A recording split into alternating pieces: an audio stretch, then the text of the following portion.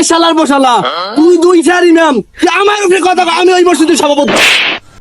কি হয়েছে নে? কথা কইেন না, আমি সভাপতি, ও আমার উপরে কথা কয়। যাই সভাপতি সাহেবের বাসায় যাই, আজকে তো তারা বিশেষ যাইয়াতে যে টাড়া লইয়া বাড়িতে গ্রহণ বৌমাই পোলার আর মার্কেট করে দেওয়া হয় না। যাই মসজিদে আবার ডাকলো কেন? আসসালামু আলাইকুম সভাপতি সাহেব। ওয়ালাইকুম সালাম। ইমাম সাহেব কি খবর? ও ভালো আছি সভাপতি সাহেব, আমি আপনার বাসার দিকেই যাওয়া দরছিলাম, প্রত্যেক আপনার লাগে দেওয়া হয়ে গেলে। কে ঘটনা কি? আসলে ঘটনা হচ্ছে সভাপতি সাহেব, আজকে তো শেষ তারাবি, লাইলাতুল কদর, আর এখন আমার হাদিয়াটা দিলে ভালো হইতো। এখন আমি তো বাসায় যাব, আমার বৌমাই পোলারে তো কিছু কিনে দিই না, এমনকি আমি নিজেও কিছু কিনি নাই। আর সবার সাথে আলোচনা করছি, সবাই বলছে যে সভাপতি ছাড়া হবে না। মাশাআল্লাহ টাকাও তো অনেক বেশি উঠছে। আচ্ছা আচ্ছা, সমস্যা নাই, আপনার এতদূর না আসলেও হইতো। আপনি ক্যাশিয়ারের কাছ থেকে আমাকে ফোন দাওয়াইতেন, সে দিয়ে দিত টাকা। সমস্যা নাই, আমি ক্যাশিয়ারকে ফোন দিয়ে দিচ্ছি, সে 5-7 হাজার আপনার দিয়ে দিচ্ছে। আপনি ওই দিয়ে নিয়ে বৌমাই পোলাকে মার্কেট করাই দিন। সভাপতি সাহেব আপনার একটু সময় হবে, আমি একটু কথা বলতে চাই। কি বলবেন তাড়াতাড়ি বলেন, আমার আবার দ্বিতীয় বউ কল দিয়েছে, সেখানে যাইতেই হবে। আসলে সভাপতি সাহেব কথাটা হচ্ছে গিয়ে, আপনার মসজিদে তো তারাবির কালেকশন প্রায় 35 থেকে 40 হাজার টাকা উঠছে, তো আপনি আমাকে 5 থেকে 7 হাজার টাকা কেন দিবেন? আরে ইমাম সাহেব, আপনি বোঝেন না কেন? মসজিদে এখনো পর্যাপ্ত কাজ আছে, এই এসি লাগাতে হবে, তারপরে গিরিল মিরিল বহুত কাজ, আবার ফেরিঘাট কাজী সাহেবের কাছ থেকে বহুত টাকার মাল আছে, সেখানেও টাকা দিতে হবে। ঠিক আছে সভাপতি সাহেব, আপনার মসজিদে অনেক কাজ আছে বুঝলাম। আপনারা মসজিদের যে কমিটির লোক আছে, তারা মসজিদের নামে কালেকশন করে বা চাঁদা উড়ে তারপর মসজিদের কাজ করান, এটা তো তারাবির টাকা। আমার তারাবির টাকা দিয়ে আপনি মসজিদের কাজ কেন করাবেন? সুপার দিয়ে তোমার কাঞ্চা ভাড়াই দিব। আমি মসজিদের টাকা কোনখানে ব্যয় করব, কোনখানে দেব, সেটা আমি বুঝবো। আমি ওই মসজিদের সভাপতি, তুমি ইমাম সাহেব।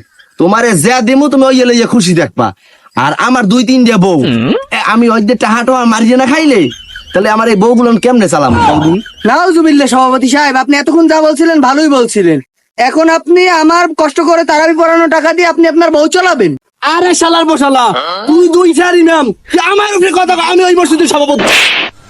কি হয়েছে নে? কথা কইেন না, আমি সভাপতি, ও আমার উপরে কথা কয়। ও আমার উপরে কথা কয়, আমি ওই মসজিদের সভাপতি। এই ইমাম সাহেব সম্মান দিয়ে কথা কও। এই ইমাম সাহেব আমাকে সোফার দিলে ঘটনাটা কি?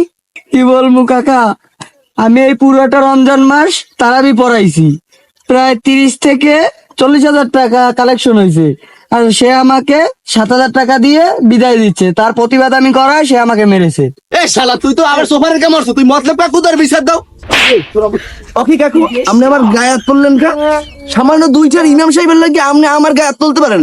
আমি এখন মসজিদের সভাপতি। তোর না সভাপতি কপালে পিস আমার গোলমাল। তুই মসজিদ সভাপতি, তোর বানাইছে কোন হালার পিসা দিয়ে হেডিরও পিঠে কাম। মসজিদ ইমাম সাহেবে 30 না 35 হাজার টাকা পাই, তুই এবার 7 হাজার টাকা বিজে দেও কিরমে গোলমাল ভাই? তখন আর সভাপতির কারণে মসজিদের বেহাল দশা। এসি খুললে পরে, মাইক খুললে পরে, এদিকে কোনো খবর নাই। ইমাম সাহেব এগুলো গেরিমি করো হালার ভাড়া। তুই জন্মের পর তো এই হুজুর ইমাম সাহেব না থাকে, আল্লাহ কানে ধনী দেওয়ার লোক থাকে না। এই মসজিদ ইমাম সাহেব না হলে কেউ জানাজা নামাজ পড়াইতে পারছে না। তুই এই ইমাম সাহেবের লাগে অপমান করো, এটা তো রেকর্ড ঠিক হয়েছে। চেষ্টা করলে খাস করে ইমাম সাহেবকে বাদ দিয়ে, তো কোনো কুলাঙ্গার নাই সভাপতি সেক্রেটারি হওয়ার লেগে চেঞ্জ করতে কষ্ট হয়। আর ইমাম সাহেব দাপ করি আমার চাকরি নামে কালি বাড়ি আমি মসজিদে বাইরে যান, এইসব কাম কাজ কর। তোরা একটা কুলাঙ্গার, তো কোনো তোকে অভিশাপ দিলেও হারে না। তোরা এই মসজিদ ইমাম সাহেব লেগে খারাপ ব্যবহার করতে আসো।